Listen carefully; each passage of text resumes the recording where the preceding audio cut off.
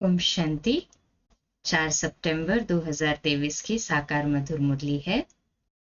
प्यारे प्यारे मीठे मीठे बाबा हम बच्चों से कहते हैं, मीठे बच्चे, ज्ञान सागर बाप से वर्षा लेना है तो 20 नाखूनों का जोर देकर भी पढ़ाई जरूर पढ़ो। पढ़ाई से ही राजाई व जीवन मुक्ति पद प्राप्त होगा। प्रश्न: ज्ञान मार्ग में सदा कायम कौन रह सकता है? ऊंच पद की प्राप्ति का आधार क्या है? बाबा उत्तर देते, जिनका पढ़ाई के सिवाय दूसरा किसी भी बात में शौक नहीं है, ज्ञान की परिपक्व अवस्था है, वही इस ज्ञान मार्ग में कायम रह सकते हैं। बाकी ध्यान दीदार की आश रखना, खेल पाल करना, इससे कोई फायदा नहीं और ही माया प्रवेश कर लेती है। फिर बाप का हाथ व पढ़ाई छोड़ देते हैं। ऊंच पद के लिए पढ़ाई पर फुल अटेंशन चाहिए। गीत है, तुम ही हो माता पिता तुम ही। ओम शांति। ओम शांति का अर्थ तो बच्चों को समझाया गया है। जो भी रिलीजियस माइंडेड अथवा धर्मात्मा पुरुष होते हैं, मंदिर टिकाने में जाते हैं तो उनके मुख से ओम शांति अक्षर निकलता है, परंतु वह अर्थ नहीं समझते हैं। हम भी कहते हैं ओम शांति, अहम आत्मा, आत्मा अक्षर जरूर आता है। सुप्रीम सोल अथवा आत्मा कहती है ओम शांति। मैं जो आत्मा हूं, मेरा स्वधर्म है शांत। आत्मा अपना ऑक्यूपेशन बतलाती है। बाप भी कहते हैं ओम शांति, हम भी आत्मा हैं, परंतु मुझे परमात्मा कहते हैं, क्योंकि मैं सदैव परमधाम में रहता हूं। मैं जन्म मरण में नहीं आता हूं। बाप सम्मुख आकर कहते हैं, तुम पुनर्जन्म में आते हो, तुम देहधारी हो। सूक्ष्म वतन वाले भी सूक्ष्म देहधारी है। मैं इनसे भी परे हूं। मुझे कोई स्थूल शरीर नहीं है। सूक्ष्म शरीरधारी को कहते हैं, ये ब्रह्मा है, ये विष्णु है, ये शंकर है। नाम तो शरीर का हुआ ना, आत्मा का तो नहीं है। आत्मा शरीर धारण करती है, तब शरीर पर नाम पड़ता है। कोई मरते हैं तो कहेंगे फलाने का शरीर छूट गया। नाम तो शरीर पर रहता है, फिर दूसरा शरीर लेते हैं। परमपिता परमात्मा के लिए तो ऐसे नहीं कहेंगे कि वह एक शरीर छोड़ दूसरा लेते हैं। सबका शरीर पर नाम पड़ता है। तुम बच्चे मेरे बनते हो तो तुमको भी दूसरा नाम देता हूं, जैसे गुरु लोग नाम देते हैं ना। आजकल कन्या शादी करती है तो उनका भी नाम बदलता है। पुरुष का नहीं बदलता, क्योंकि पुरुष को तो धंधा करना है अपने नाम से। माताओं का तो धंधा है नहीं, इसलिए उनका नाम बदल सकता है। पुरुषों का इंश्योरेंस धंधे आदि में नाम है। अब बाप समझाते हैं, सब याद तो करते हैं, तुम माता पिता हो और साथी हो, खिवैया हो। तुम हमको साथ ले चलते हो। देखो कितने संबंधों में आते हैं। शरीर छोड़कर फिर आपके साथ चलना है। चलना है ना सभी को। कहें हाँ जी बाबा, तुम बच्चे जानते हो, खिवैया हमको साथ में ले जाएंगे, शिव बाबा लेकर जाएंगे। बाप की कितनी महिमा है। फिर वह कब आएंगे, कब आकर साथी बनेंगे, ये नहीं जानते। कहते हैं, जब भक्ति मार्ग का अंत होता है तब भक्तों की रक्षा करने मुझे आना पड़ता है। मुझे खिवैया बन वापस ले जाना है। तुम जानते हो कैसे आकर माता पिता बने हैं। इनको ही खिवैया गुरु कहा जाता है। छीछी दुनिया है। जीवन बंध से जीवन मुक्ति में ले जाते हैं, इसलिए उनको पतित पावन खिवैया कहा जाता है। नई दुनिया कहा जाता है सत्युग को। दुनिया तो यही है, सिर्फ पुरानी दुनिया का विनाश होता है।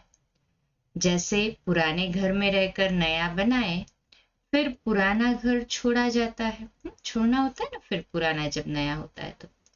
ये भी जब स्थापना हो जाती है तो फिर पुरानी दुनिया का विनाश होता है।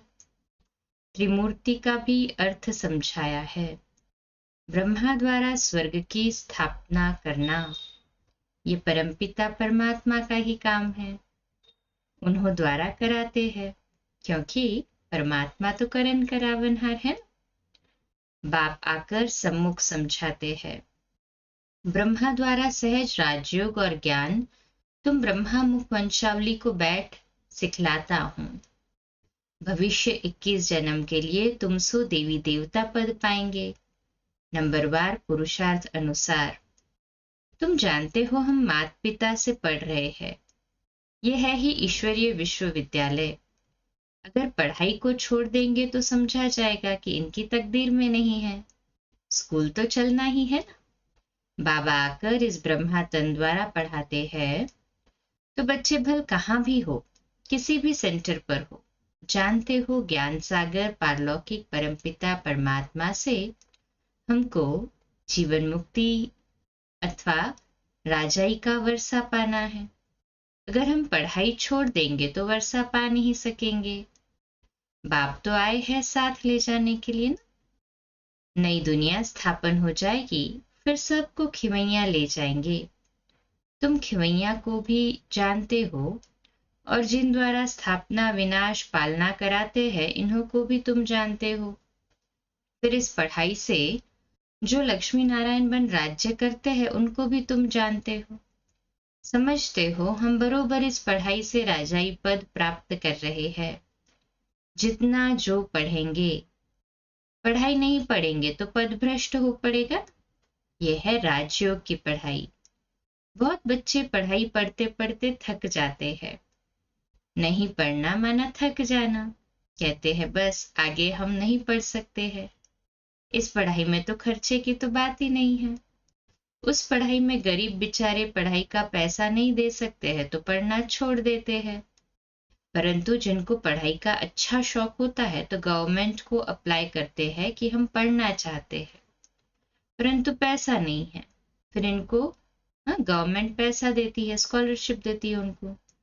कैसे भी करके रिक्वेस्ट करते हैं कि मैं पढ़ना चाहता हूँ, मेरे बाप के पास पैसा नहीं है, हमें मदद करो। गवर्नमेंट पास पैसा न होने के कारण रिफ्यूज कर देती है। समझते हैं हमको पढ़ना तो जरूरी है, फिर क्या करेंगे? बड़े साहूकार व दानी पुरुष के पास जाएंगे। हमारे माता पिता गरीब है, हम पढ़कर सर्विस करना चाहते हैं, आप हमें मदद कर सकेंगे? रिलीजियस माइंडेड जो होंगे वह मदद दे देंगे। कन्याएं ऐसे रिक्वेस्ट नहीं कर सकती, पुरुष कर सकते हैं। पढ़ाई से इनकम बहुत होती है, यहाँ ये पढ़ाई भी है और ये सौदा भी है। बाप सौदागर है, रत्नागर है और फिर ज्ञान सागर है। माता पिता बेहद का ज्ञान सागर कहते हैं। मैं कल्प पहले मुआफिक तुमको राजयोग सिखाकर राजाओं का राजा बनाता हूँ।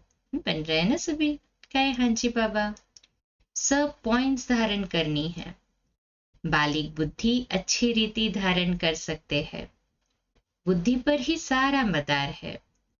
कोई की सतो प्रधान, कोई की सतो, कोई की रजो तमो बुद्धि होती है। उस स्कूल में भी स्टूडेंट्स जानते हैं कि इनकी बुद्धि कैसी है।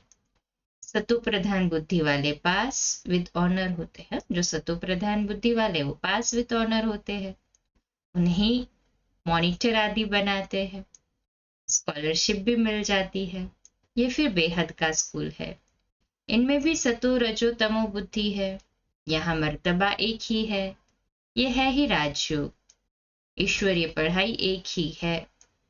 बाप कहते हैं मैं तुम सब बच्चों को राजयोग सिखाता हूँ, तो जितना पुरुषार्थ करेंगे उतना ऊंच पद पाएंगे। ऊंच पद को तो समझ गए हो ना, नंबरवार पद तो पाएंगे ना। बाप का तो लव सब पर है, सबको माया की जंजीरों से छुड़ाने आए हैं ना बाबा। कहे हाँ जी बाबा। और कोई ऐसे कह नहीं सकेंगे कि कल्प कल्प हम तुमको राजयोग सिखलाते हैं। ये बाप ही है, कल्प कल्प कल्प के संगम युगे युगे आते हैं। बाबा कहते हैं मैं ही आता हूँ। मनुष्य ने तो फिर युगे युगे लिख कितनी भूल कर दी है।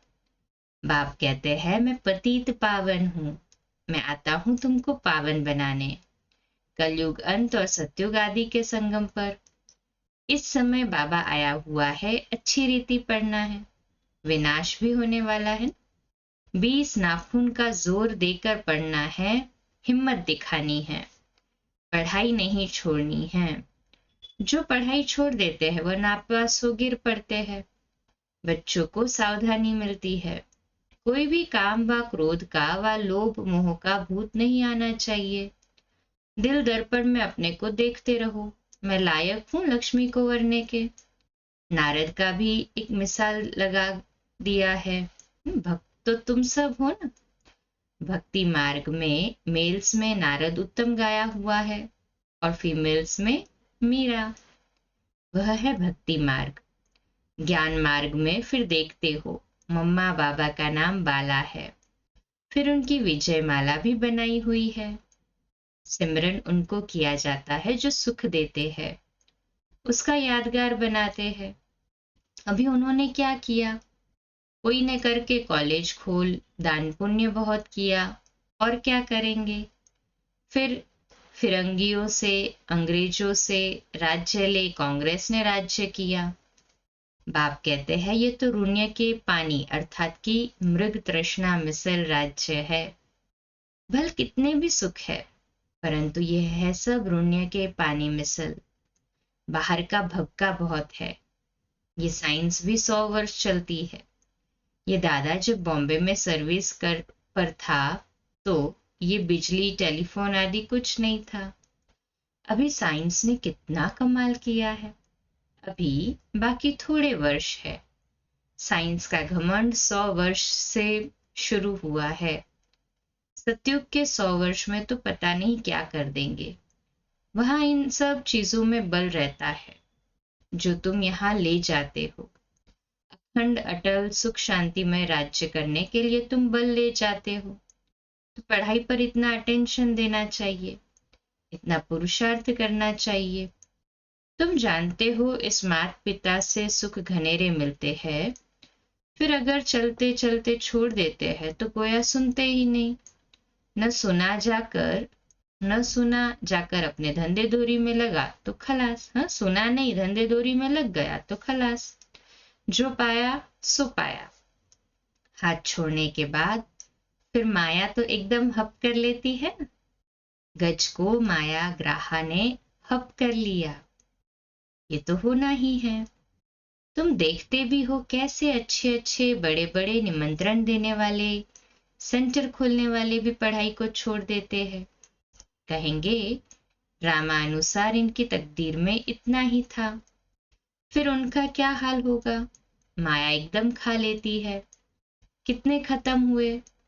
बहुत ध्यान में जाने वाले, खेल पाल करने वाले आज है नहीं।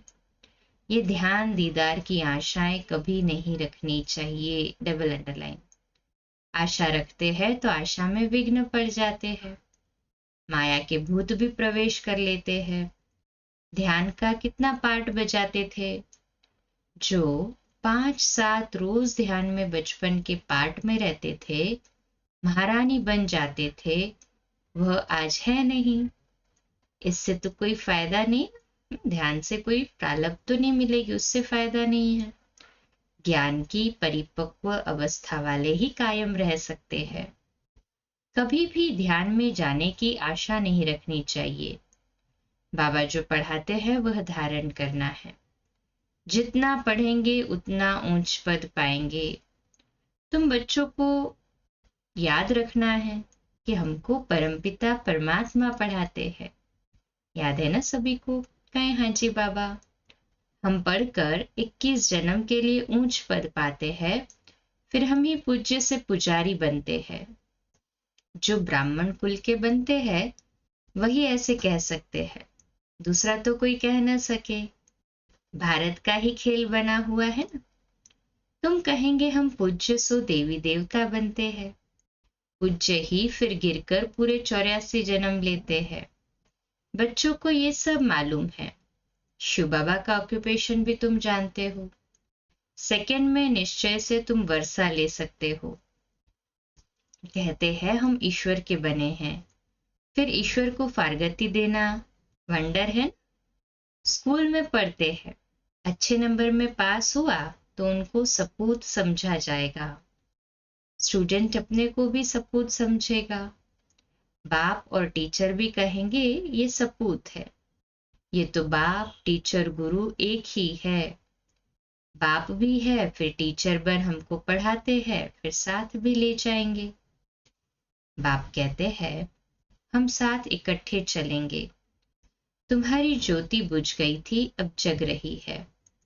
हमारी ज्योति सदैव जगी हुई है सारी आत्मा की ही बात।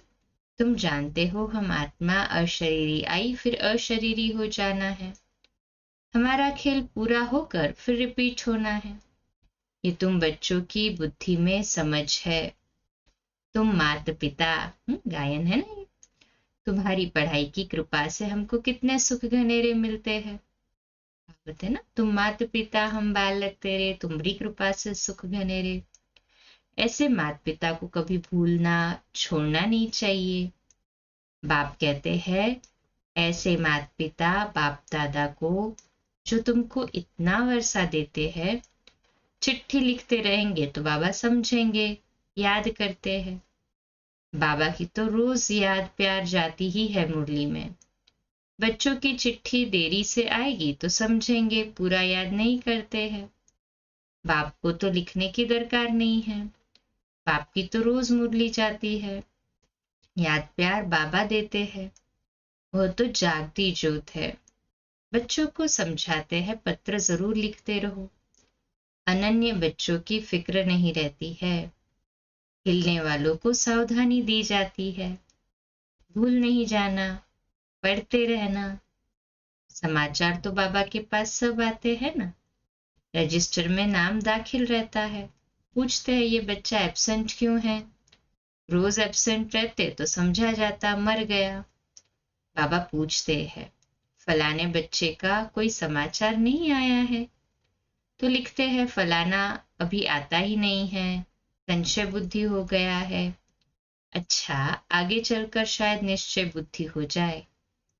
बाबा की तो सभी के प्रति शुभ भावना है ना। अच्छा, मीठे मीठे सिकिरदे बच्चों प्रति माता पिता बाप दादा का याद प्यार और गुड मॉर्निंग। रूहानी बाप की रूहानी बच्चों को नमस्ते। हम रूहानी बच्चों की रूहानी माता पिता बाप दादा को याद प्यार गुड मॉर्निंग और नमस्ते। वाह बाबा वाह, शुक्रिया बाबा शुक्रिया। धारणा के लिए मुख्य सार है, पहली पॉइंट, विजयमाला में आने की हिम्मत दिखानी है। सिमरन लायक बनने के लिए सबको सुख देना है। दूसरी पॉइंट, सपूत स्टूडेंट बन बाप टीचर का नाम बाला करना है। कभी भी काम व क्रोध के भूत के वश हो उल्टा काम नहीं करना है। आज का मीठा वरदान, करण करावनहार की स्मृति से विघ्नों के बीज को समाप्त करने वाले समर्थ आत्मा भव। आज का सोमान, मैं समर्थ आत्मा हूं। विश्लेषण, सर्व प्रकार के विघ्नों का बीज दो शब्दों में है, पहला अभिमान और दूसरा अपमान। सेवा के क्षेत्र में या तो अभिमान आता कि मैंने ये किया, मैं ही कर सकता हूँ, या तो मेरे को आगे क्यों नहीं रखा गया, मेरे को ये क्यों कहा गया, ये मेरा अपमान किया गया। यही भावना भिन्न भिन्न विघ्नों के रूप में आती है। जब खुदाई खिदमतगार है, करण करावन बहार बाप है, तो अभिमान कहाँ से आया, अपमान कहाँ से हुआ। इसलिए कंबाइंड रूप की स्मृति द्वारा समर्थ आत्मा बनो तो विघ्नों का बीज सदा के लिए समाप्त हो जाएगा। स्लोगन, ज्ञान स्वरूप बनना है तो बाप और पढ़ाई से समान प्यारे हो। ज्ञान स्वरूप बनना है तो बाप और पढ़ाई से समान प्यार हो। बाप से भी प्यार हो तो पढ़ाई से भी प्यार हो, समान रूप में प्यार हो। अच्छा, कम बोलो, धीरे बोलो, मीठा बोलो, सत्य बोलो, सोच समझकर बोलो, निमित्त भाव, निर्माण भाव, निर्मल वाणी। आज का नया दिन आप सभी को मुबारक हो, मुबारक हो, मुबारक हो। शुभ दिवस। आज रात क्लास 8:45 बजे, कल सुबह अमृत वेला मेडिटेशन 3:30 से 4:30 और मुरली क्लास प्रातः 4:45 बजे। ओम शांति।